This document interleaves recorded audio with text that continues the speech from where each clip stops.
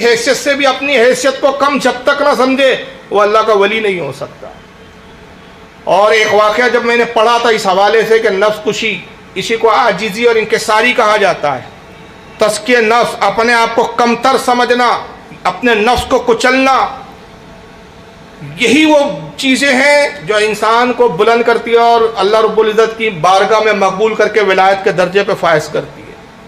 میں نے یہ واقعہ پڑھا تھا تو ہل گیا، اور یقیناً آپ بھی یہ واقعہ سنیں گے تو ایک لمحے کے لیے سوچنے پہ مجبور ہو جائیں گے۔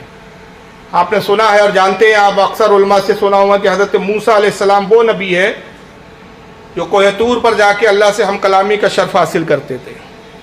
رب تبارک و تعالیٰ بغیر کسی واسطے کے آپ سے کلام فرماتا تھا، درمیان میں کوئی فرشتہ یا جبریل نہیں ہوتے تھے، اللہ کا سے ڈائریکٹ کلام ہوتا تھا کوہ طور پر۔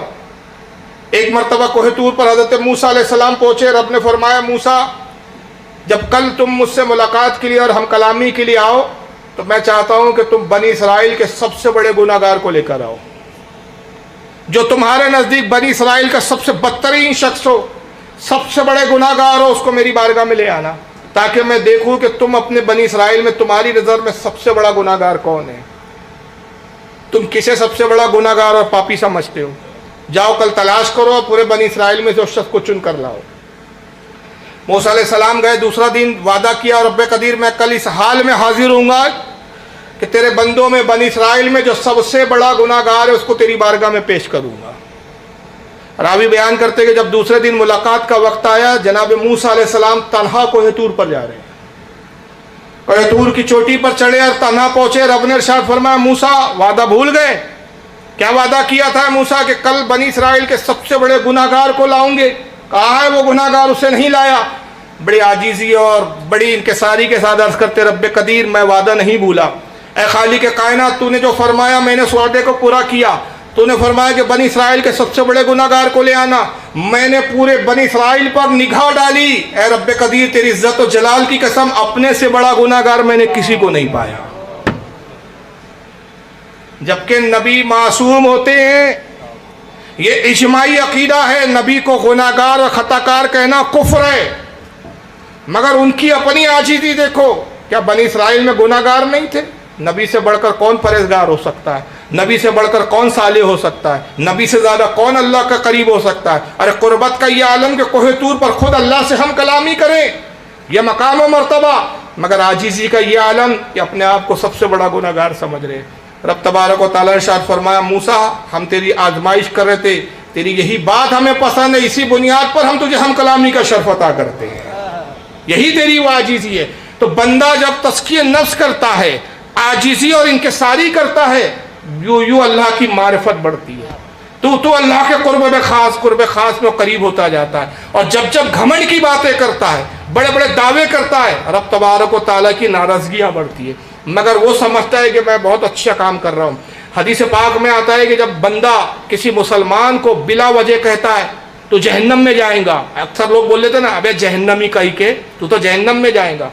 حدیث پاک میں آتا ہے کہ جب کسی مسلمان کو کوئی بندہ جہنمی کہہ دیتا ہے، رب تبارک و تعالیٰ فرشتے سے فرماتا ہے اے فرشتوں سنا تم نے اس بندے کا کلام؟ فرشتے عرض کرتے مولا ہم نے سنا، اس نے فلاں کو جہنمی کہا۔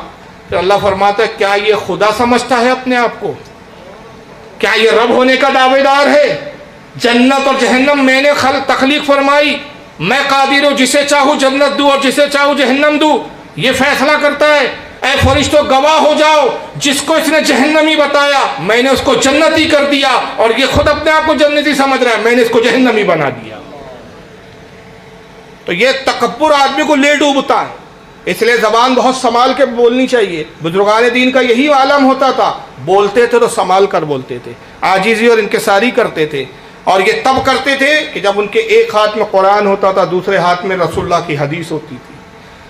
جب ایسے کوئی بزرگ جو قرآن و حدیث کے احکام سے دور ہو جاتے ہیں، پشے پشت ڈال دیتے ہیں، دعوے بڑے بڑے ہوتے ہیں، گھمنڈ کی باتیں ہوتی ہے، لیکن اگر قرآن کے احکام کو آپ پڑھیں، اگر آپ شریعت کی پابندی کریں تو پھر آپ کو گھمنڈ نہیں آتا۔ یہی وجہ ہے کہ ولایت کا معیار کرامت کو اسی لیے نہیں رکھا گیا ہے۔ کرامت تو خیر ولیوں سے صادر ہوتی ہے، اس پہ انشاءاللہ بات ہوں گی، لیکن کرامت کو معیار اس لیے نہیں بنایا گیا کہ بہت سارے شعبے باز اپنے شعبے بازی کی بنیاد پر بھی گھمنڈ کی باتیں کرتے، بڑی بڑی باتیں کرتے، جو باتیں کرتے ظاہراً میں نظر آتی ہے، لوگ سمجھتے ہاں یار ولی ہے تبھی تو ایسی بات کر رہے ہیں، ولی ہے تبھی تو چیز صادر ہو رہی ہے، مگر یہ معیار نہیں ہے کرامت، بلکہ معیار کیا بنایا؟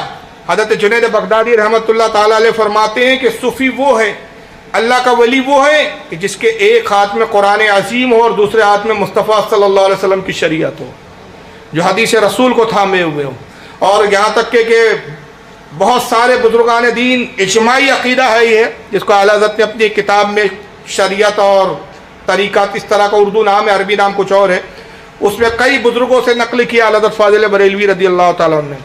مجموعی گفتگو بات جو ہے سب کی جملوں کا نچوڑ کہ بزرگان دین کہتے ہیں کہ اگر کسی کو ہوا میں اڑتا ہوا دیکھو اور کسی کو پانی پہ چلتا ہوا دیکھو ولی نہ سمجھو، اس وقت تک جب تک یہ نہ دیکھ لو شریعت کا پابند ہے یا نہیں ہے۔ تو شریعت کی پابندی یہ ولایت کی شرط عظیم ہے، جو شریعت کو پامال کرتا ہے وہ اللہ کا کبھی ولی نہیں ہو سکتا۔ حضرت امام ابو القاسم قشیری رحمۃ اللہ علیہ، یہ تصوف کے بہت بڑے امام گزرے، 465 ہجری میں ان کا وصال ہوا ہے، اور ان کی تصوف میں بڑی مارکت المشہور زمانہ کتاب رسالہ قشیریہ، بڑی مشہور زمانہ کتاب ہے، اس کے صفحہ نمبر 54 پہ فرماتے ہیں کہ اللہ کی بندگی کو لازم پکڑنا شریعت ہے۔ شریعت کیا ہے؟ اللہ کی بندگی، اس کے احکام کی فرما برداری کو لازم کر لینا شریعت ہے، اس کی ربوبیت کا مشاہدہ کرنا حقیقت ہے، جو لہذا جو شریعت حقیقت کی تائید کرے وہ مقبول ہے، اور جو حقیقت شریعت کے خلاف ہو وہ مقبول نہیں، اور جس حقیقت کے ساتھ شریعت کی پابندی نہ ہو وہ بے فائدہ ہے۔ مطلب یہ ہے کہ جو الفاظ لوگوں نے ایجاد کیے ہیں نا، ایک کہتے ہیں بھائی شریعت، طریقت، معرفت، اب یہ تین منزلیں ہیں، بندہ شریعت پر عمل کرتا ہے تو حقیقت کی منزل کی طرف جاتا ہے، تو اس میں دوسری درمیانی منزل آتی ہے شریعت کے بعد طریقت، طریقت کے بعد تیسری منزل پھر وہ آتی ہے کہ جہاں مشاہدہ الہی ہوتا ہے، اس کو گویا کہ اس حدیث کا مستحق ہوتا ہے، آقا نے فرمایا نماز ایسی پڑھو جیسے گویا خدا کو دیکھ رہے ہو۔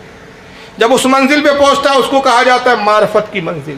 یہ تین منزلیں ہوتی ہیں، لیکن یہ تینوں منزلوں پہ، دو منزلوں پہ آدمی کب فائد ہوتا ہے؟ شریعت کی راہ سے گزرنا پڑتا ہے۔